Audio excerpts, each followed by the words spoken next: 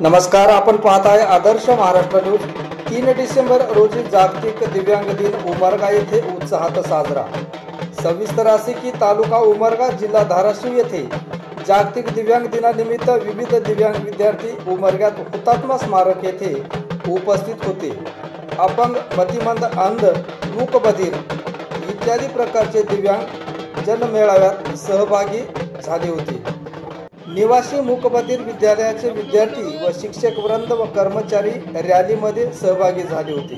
तसेच अपंग शाळा सास्तूरचे विद्यार्थी यांनीही यामध्ये सहभाग नोंदवला होता। यावेळी प्रहार संघटनेचे जिल्हा उपाध्यक्ष इसाक शेख व त्यांच्या टीमने हा कार्यक्रम आयोजित केला होता। रॅली हुतात्मा स्मारकापासून हलगी व फटाके यांचा नाद करत रॅली निघाली होती।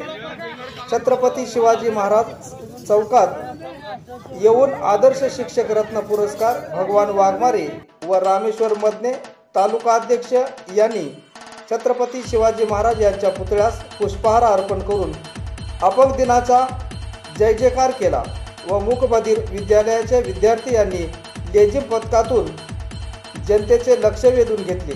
हे पथक निर्मिती करणारे शाळेचे मुख्याध्यापिका भावना नानजकर मूकबधिर लेझिम पथक निर्माण केले। यावेळी उपस्थित उमरगा लोहारा तालुक्याचे आमदार माननीय प्रवीणजी स्वामी या रॅलीमध्ये सहभागी झाले होते।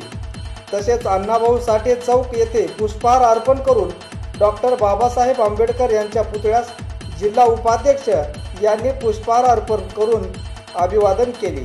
तसेच रॅलीचा समारोप श्रीराम मंगल कार्यालय येथे येऊन सर्व दिव्यांग बांधवांनी भोजनाचा आस्वाद घेतला।